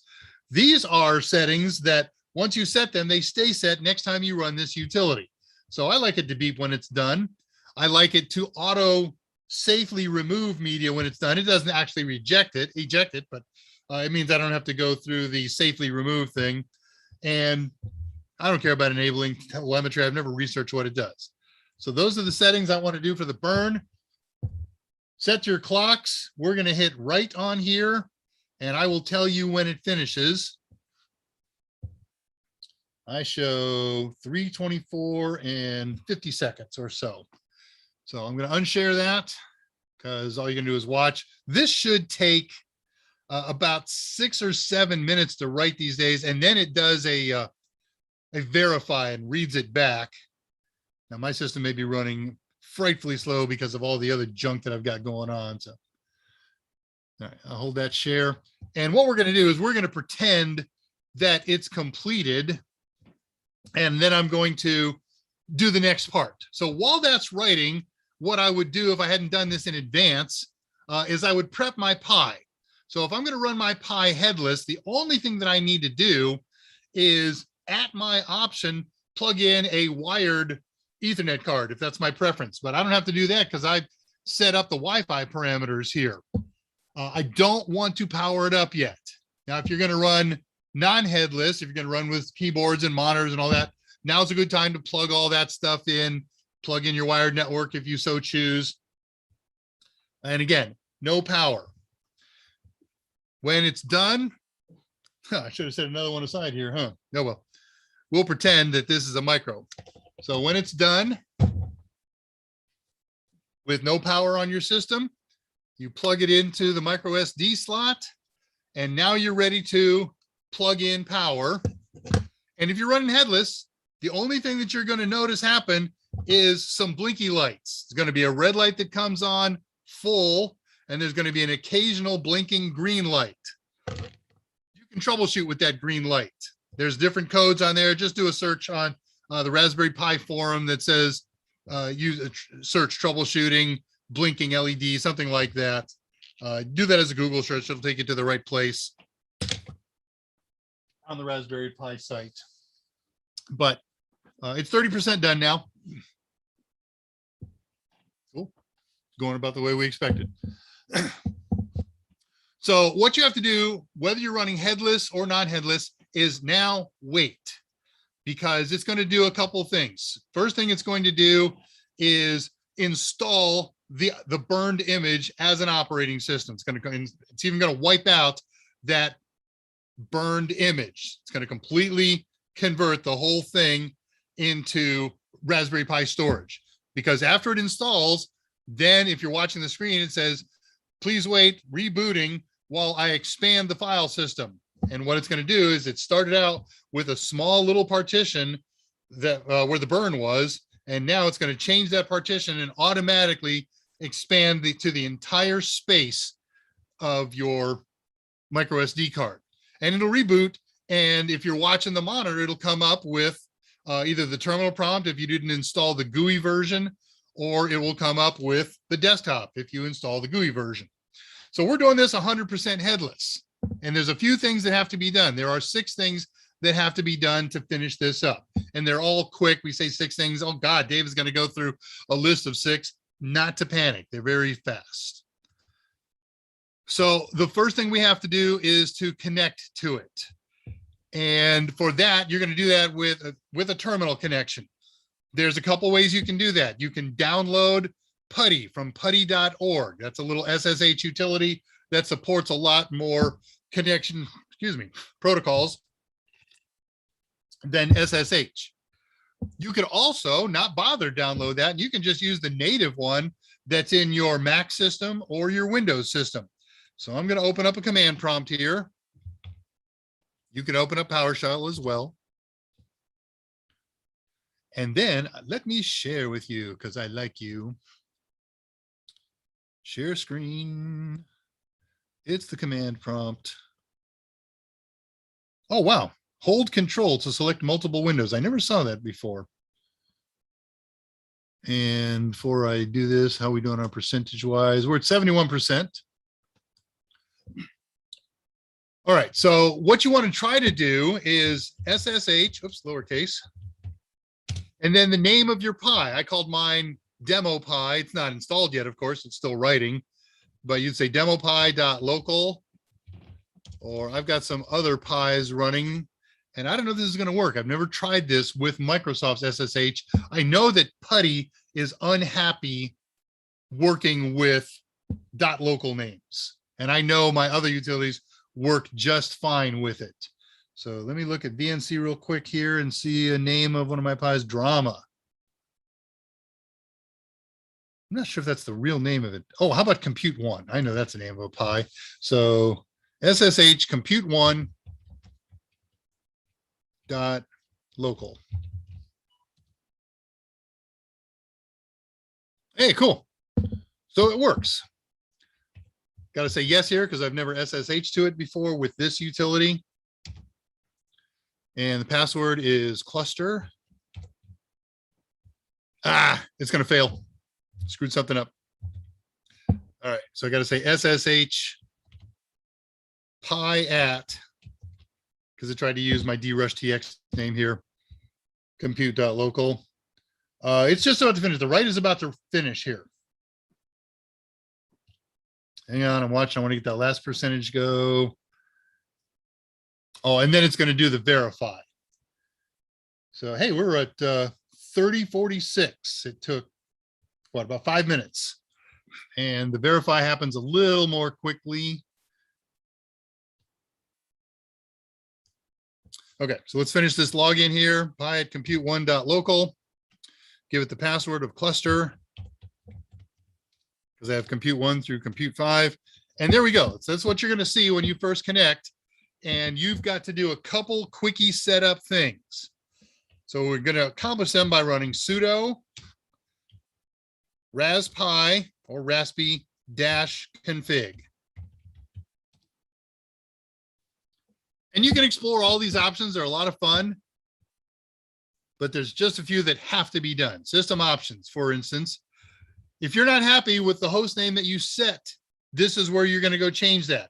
If you're not happy with the password that you set for Pi, this is where you change that. There's nothing else that has to be done in this screen. But notice you can do change the behavior of the power LED. That's kind of cool. I'm using my right arrow here to go back and enter to hit on back. You've got it. You don't have to do this display options, but you want to. So you want to set a resolution. And if you've got an HDMI, an HD monitor, set it to mode 82. If you don't do that and you never physically hook it up to a monitor, it defaults to 720 by 480.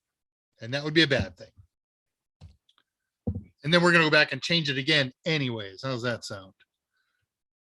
Okay, so change the host name, change the password, set resolution. And if this is our next most important thing, excuse me, we're going to go to the interface options and you're going to enable VNC. Would you like VNC to be enabled? Yes, I would. It's already enabled on this machine, but we'll say yes here. And he's done it. It's enabled. And that one requires a reboot. But now I can use the real VNC viewer and access it the way you see me always do this stuff, looking at the real desktop. And then we finish it. Notice that I have not done the update. If you're not going to use the graphical interface, hit the update. Though I think there's a better way to do it. I think there's two better ways to do it. So I'm going to say finish.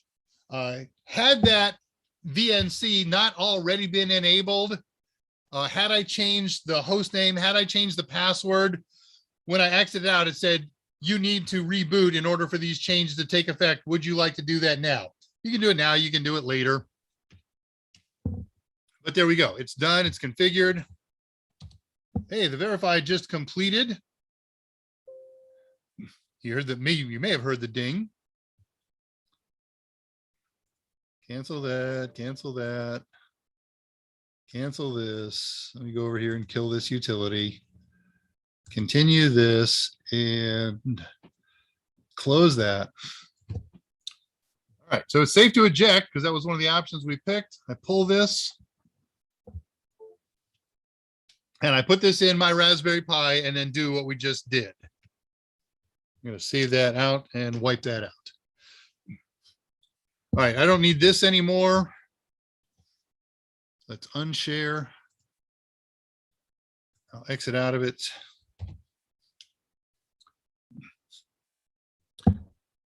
Okay, so now that I've enabled VNC and I've rebooted my system, two things I'm going to do graphically and we're done. I'm just going to graphically connect to any other Pi that I've got running in here. We'll go to one of our favorites. Drama's a good one. I don't want Pi Web Control.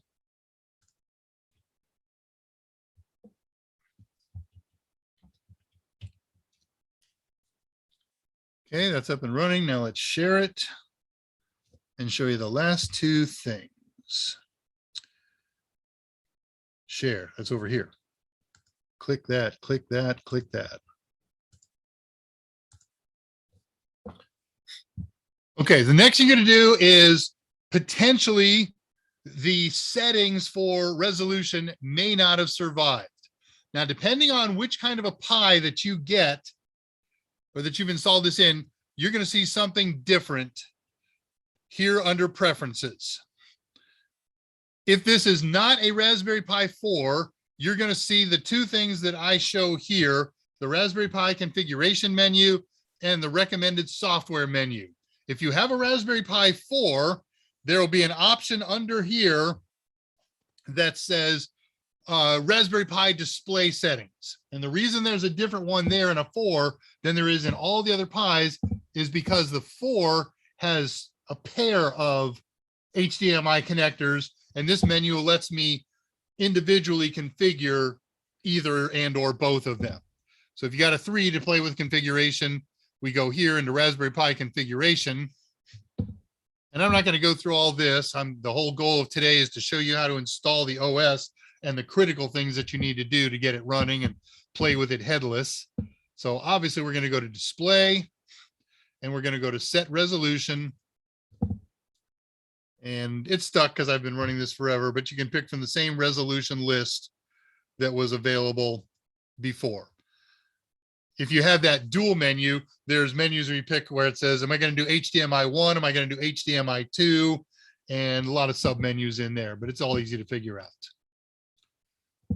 If you want to mess around with interfaces again, or anything else that you would do with Raspberry Pi config, Raspi config, you do that all over here in the interfaces. In performance, you can change the amount of memory that's given to video. I don't want to be in, I'm going to drag a Pi to East Coast in a couple days. When I do, I'll change the locale and change the time zone and all that. Okay, so that was the next to the last thing we do, confirm the display resolution settings. And then the last thing to do, I did this yesterday on all the Pis. I did it as a weekly project. Do an update, sudo apt update. You can hit the enter key here and then do the next command, or I always do it on one command line at the same time. Then, which is what ampersand means, sudo apt -y. I'm going to pre-say yes to the question so it doesn't prompt me. Upgrade. Bam. Time mark. Oh, it was exactly 38 minutes past the hour. So I'll tell you when it's done. Now, this is going to be faster than when you do a fresh install. It's going to be way faster. A fresh install, I've seen them go hours, but the usual these days tends to run 45 minutes to an hour. Now that I've done one of these very recently, it's going to happen fast. So again, I'll report to you when it's done. Oops, what did I just do there?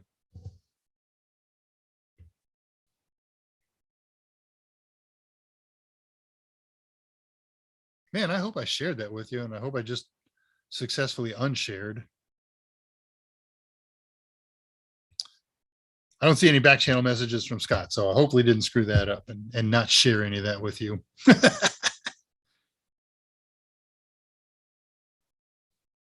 Okay, no, I think I'm good.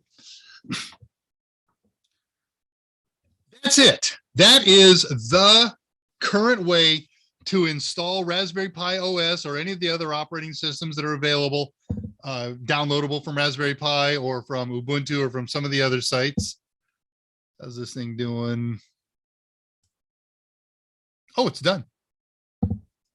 Again, because I did it all yesterday, so wasn't anything to go on here. Let me exit that.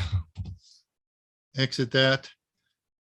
So except for the fact that update and upgrade on a real world first time install take a long time. We started this on the hour. It's 40 minutes past the hour.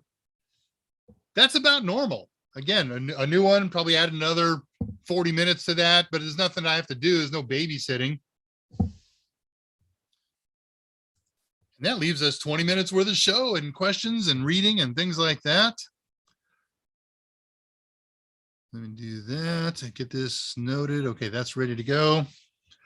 Let's go see what I missed while I was yammering.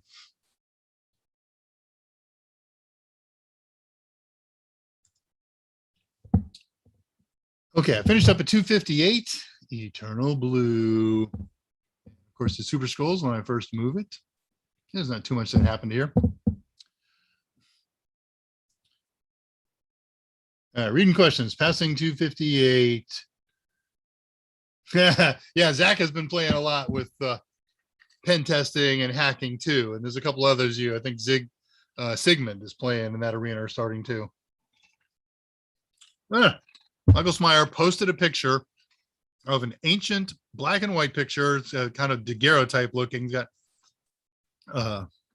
boy, I wish I could share that with you somehow, but I'm not, because there's info on there that's not available to the real world. But anyways, a woman back in looks like Mountain Days, where the Beverly Hillbillies might live, holding a double lobe mountain dulcimer. So cool. All right, shrink you. I don't need you. Reading questions is what I was doing.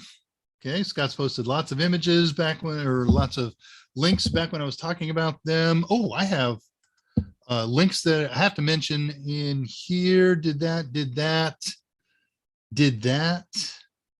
And we got everything. Cool. All that stuff's caught up.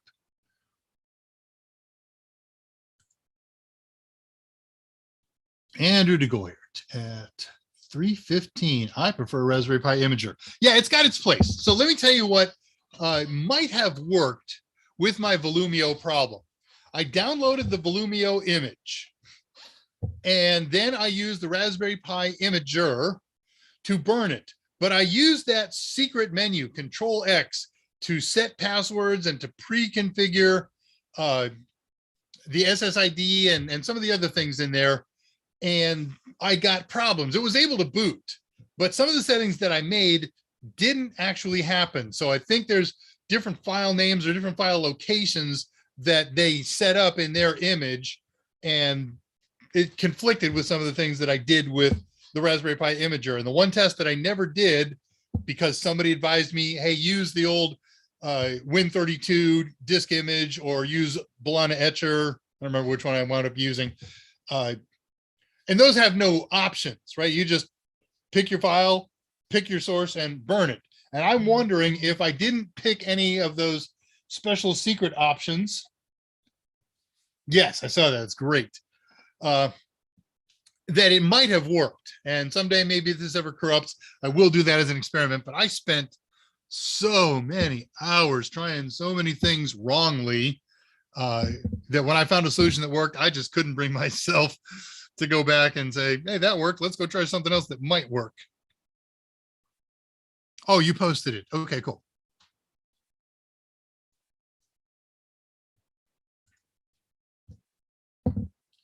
$316, Stephen Knopp. Hello, sir. Nice to see you back. Thinking about getting a CanaKit 4 Pro 4 gig, mostly to run Kali for pen testing. Absolutely a good fit. I've got a Kali box right here that I can't reach in front of the camera with 2 gigs, and it works brilliantly.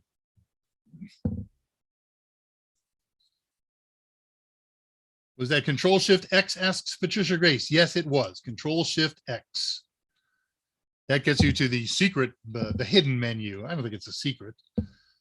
Yeah, I could have picked up her Samoa. The Headless Pie Man. Ooh, I'm feeling like a Halloween costume coming on. Right, Putty is great. Let you get into your Switch as well. But now, so here's a new option for you, Andre. You've got Windows. You could just use the built-in version of Windows SSH. Putty's great. Love Putty. I use it all the time. But I do want you to know that, that you're stuck in a place where you have no internet access and your computer doesn't have Putty. That's all right. SSH is built in. And again, it's available from command or from PowerShell.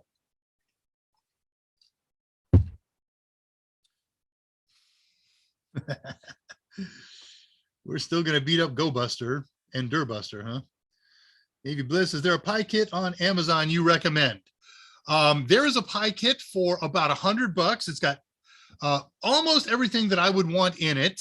It has one thing that's shy. It's a 4 gig version. You pay a lot more for an 8 gig version. And that particular, it's CanaKit. And that particular version only has one HDMI cable in there. Now, if you only got one HDMI monitor, big deal. But if you got two and you want to play dual screen, you're either going to buy one, and that HDMI cable has to have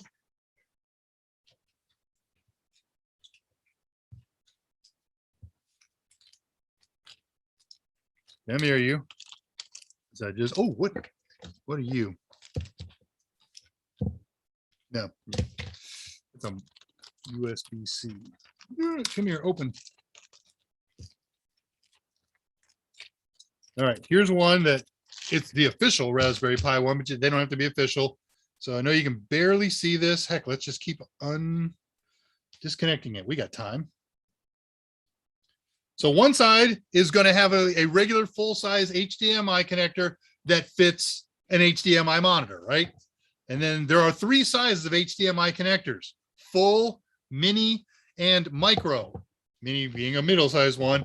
You need a micro on the other side. Now you can also get, you don't need a cable. They make little adapters that's got a micro on one side and a full-size female on the other side. So then you can use that with a regular full-size to full-size male-to-male HDMI cable, which is a norm. Not e-norm, a norm. So yeah, that $100 CanaKit with the one HDMI cable is fine if you've got one.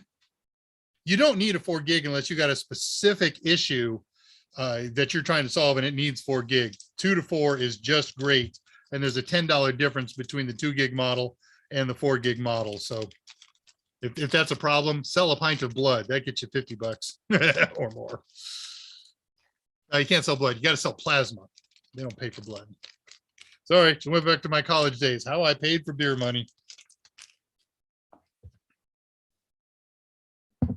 All right, hope that helps. But you can look around. There's other kits I've seen in there that have 2 cables in there. But the ones we gave away as giveaways last week were 4 gigs with the 1 cable. Reading questions. We need to form a red team. You guys got enough people. You could do that. I think that would be kind of cool. Started to use Nikto. Oh, okay. So what Scott did at 342, the image of that mountain dulcimer and the lady holding it from 1917, he posted the link to that at 342. Do check that out. It's kind of cool. Very welcome, Total Seminars channel. Andrew Hutz. Yeah, use 2.3 media. Okay, you guys are playing hack. Straightforward box. Zach. Nessus is fun. Plasma for Pi initiative. Okay, that's an Nmap set of strings if ever I saw. T4 is good. Oh yeah. So that was the last thing I didn't do. So let's say that you tried to SSH to demo pi.local and it didn't work.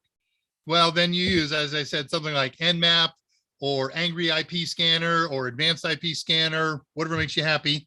So let me fire up Advanced IP Scanner. I don't install Advanced IP Scanner because they change it pretty darn frequently. So let me show you what happens here. I launch it from its executable. What am I doing here? I went down here.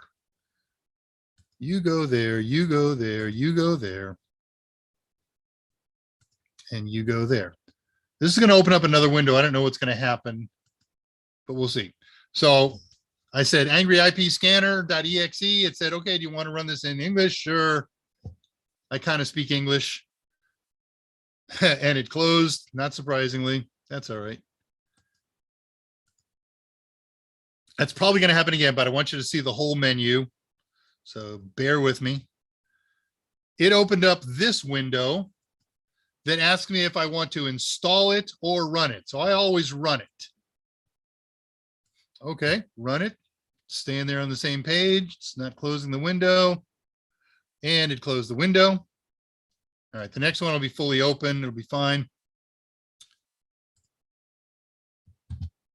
And let's share that. This is so quick, we're going to do it, and we've got time. I got 10 minutes left in the show. So all I care about is finding out the IP address of my newly installed Pi. It's on my network, which has a DHCP assigner, so I know that it's somewhere between 192.168. This was the hotel I was in last week, 13. It's in 192.168, 1 dot. It's not going to be 1 because that's my router. So I could save a little bit. So it's going to be on 2 through 225, 220 or 254 rather. And we hit the scan button.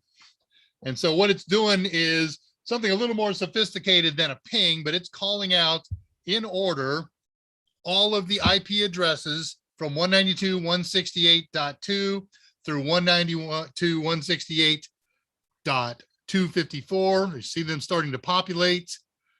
How does it know that the manufacturer is a Raspberry Pi? Because of the MAC address of the Ethernet cards, and that includes the Wi-Fi cards. They're assigned by IEEE, and this thing updates the IEEE database. So it looks at the first 6 hexadecimal characters of the MAC address of the network interface card, and then it looks at the database and says, oh, okay, that one's licensed by Raspberry Pi. That one's licensed by Elite Group and Sling and so forth.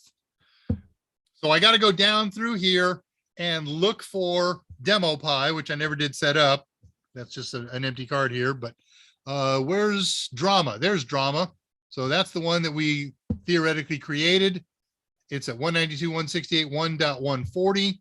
So I would use PuTTY or SSH and connect to that.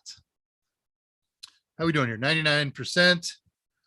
There's a reason it lives at 99%. It starts by launching 40 threads, and then it has to cycle through those. So this is the last 40 was happening. They were completing while it said 99. So found 31 on here. We got some cool stuff in here. Someday I'll explain it all to you. But we're running short on time, but I have a good story about the Sling boxes. Okay, that closed. Done with that. And here endeth the lesson with 8 minutes to go.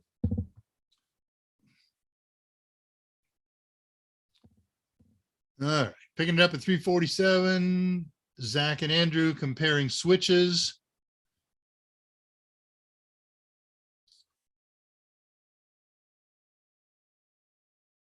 Okay, and that's all the new stuff that's come up. I looked up my SSV. I've used that.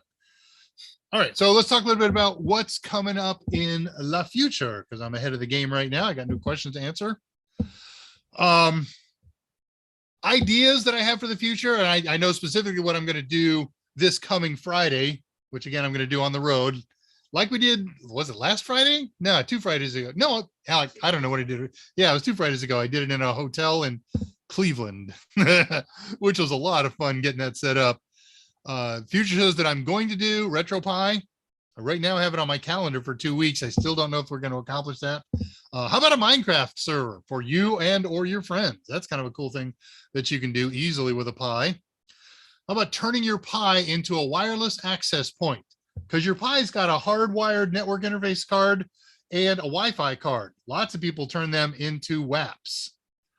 How about turning it into a router? Instead of not just a WAP, but all it's going to do is translate between the two of them. I had notes in here, use pfSense, but then I did the research and discovered we can't use pfSense. So let's get that out of that note. We would use either the host APD with a DHCP server and NAT to make a router. That's going to be kind of cool. You can do it wired. It's already got a wired NIC in there. All you need is an Ethernet dongle. And now you got 2 Ethernet NICs, and you can make it a traditional router. You can do real routing with it, sophisticated routing, OSPF and BGP and all that good stuff.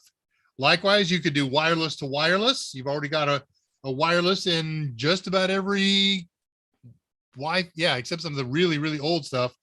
They all have Wi-Fi NICs. So again, you add a wireless NIC, a USB dongle, and you can make wireless to wireless routers. And they don't have to have just two, right? We got plenty of USB ports, and you can use USB expanders.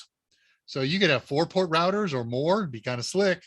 And of course, you can do hybrids, wired and wireless. So those are things that I'm thinking about for the future. You got ideas for the future? I still have many of your ideas that you have sent to me in the past. They're in my list.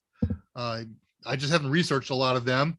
What we're going to do next week is really cool. We're going to clone your micro SD card or whatever device you have. So let's say I built this Raspberry Pi today and I put this demo thing in here. Well, here, in fact, I'll tell you what, a real world scenario. I'm going to do an in-person class where I'm going to use 10 Raspberry Pis. 10 teams of people, they each get a shared Pi. So what I'm going to do is I'm going to pre-build it for them. I'll start by building what we just did today, a basic configuration, and then I'm going to install some software onto it.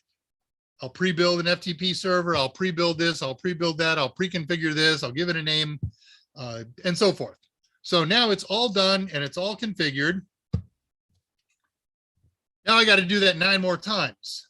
So I could do that 9 more times. I could go burn an image and put it in a Pi and log into it and do all that software installs. But wouldn't it be a lot easier to clone the micro SD card or the external USB device? Yes.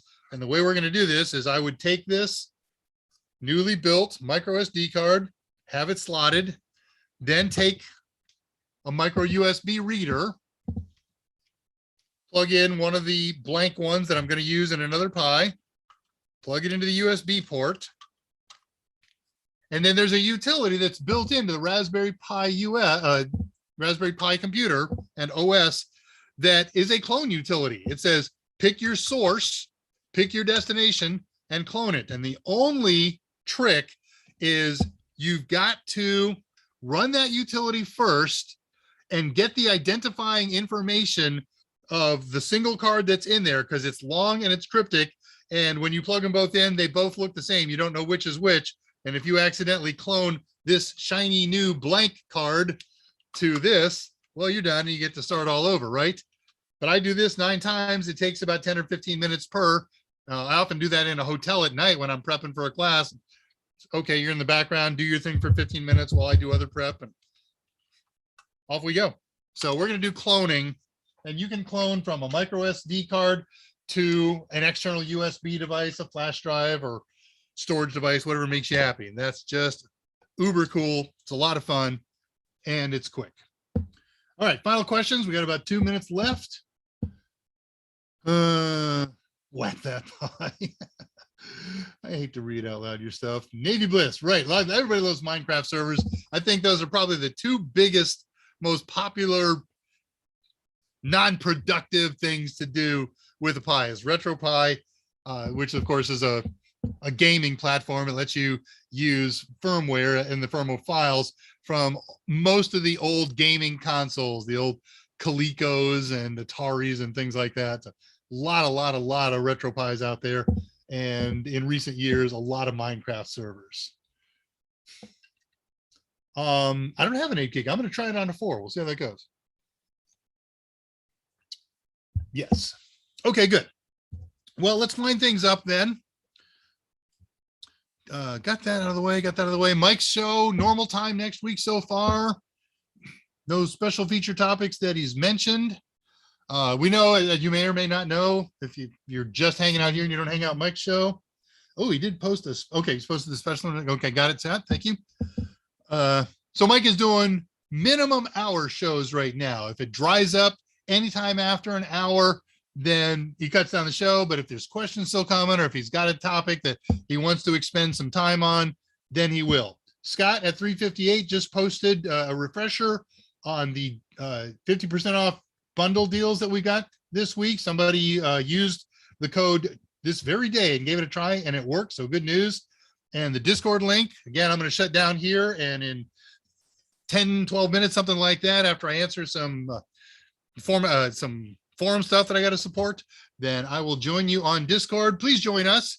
And until Friday, when I see you again, until Monday, when you see Mike again, as ever and always, thank you to Scott for his yeoman service back here, to Mike Myers for letting us get together to do these things. I am Dave Rush, senior instructor at Total Seminars, resident Pi specialist, and I wish you a great weekend. Take care of each other. Take serious steps to stay healthy. Call or visit your parents, and never forget, technology is great, but the greatest resource we have are you and I. Good night, and I will see you next week. And if I'd had my stupid link all set up and ready to click the button in advance. So good night. I am out of here.